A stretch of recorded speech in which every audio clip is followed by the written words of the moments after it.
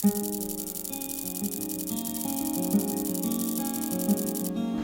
tanpa buku. Pernahkah kau ke toko buku, perpustakaan, atau taman bacaan? Tidakkah kau merasa istimewa ketika berada di dalamnya?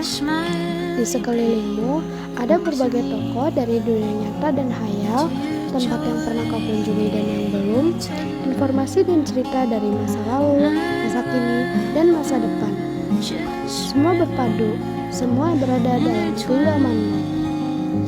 Saat berada di antara buku, tidakkah kau merasa menjadi raja dan ratu? Ruang dan waktu seolah menyatu tanpa batas. Kau bisa terbang, melintasi sekat negara, dan melewati berbagai zaman. Kau bisa menyelam ke dalam samudra, melayang di angkasa, bercanda dengan aneka satwa, dan berkelana di tengah padatnya kota, juga di rimba raya. Kau tahu, buku adalah jendela dunia, kunci pengetahuan, dan pintu wawasan. Muhammad Hatta, sang proklamator, berkata, "Aku rela dipenjara asalkan bersama buku, karena dengan buku aku bebas." Melalui buku, manusia terbebas dari ketidaktahuan. Tempat-tempat yang dipenuhi buku adalah harapan berkembangnya pengetahuan dan wawasan. Apa jadinya jika kota tanpa buku? Pantaskah dia disebut kota?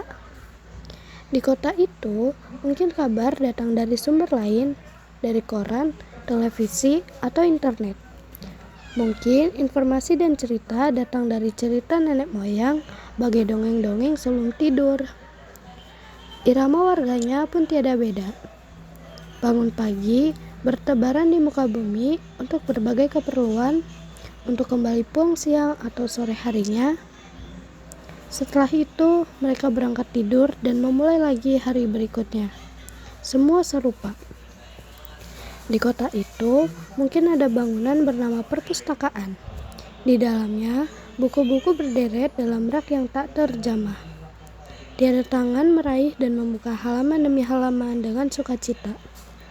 Mungkin juga ada tumpukan buku di sudut-sudut sekolah yang sepi dan berdebu, jarang dikunjungi, jarang dibaca. Buku-buku di sana teronggok tanpa nyawa. Bagaimana dengan kotamu? Mungkin kau tinggal di kota yang megah, atau di gang sempit, di desa terpencil, di sisi pesisir, atau di kaki gunung. Adakah perpustakaan, taman bacaan, atau toko buku di dekat rumahmu? Jika ada, apakah tempat itu menjadi wadah berkumpulnya anak-anak dan warga, menjadi pusat berkembangnya wawasan dan pengetahuan, atau hanya menjadi pajangan? Maukah kau menjadi orang yang menghidupkannya? Kau bisa mengunjunginya dan mengajak teman-teman membaca dan berbagi cerita di sana. Jadikan tempat itu sumber kegembiraan dan pengetahuan. Jika tempat itu belum ada, maukah kau menjadi orang yang mulai menghadirkannya? Kau bisa memulainya dari sebuah sudut di teras rumahmu. Ajak teman-temanmu memulai langkah baru. Jangan biarkan waktu berlalu tanpa buku. Siapapun dirimu, bersahabatlah dengan buku. Dia akan menjadi teman setiamu di sepanjang waktu.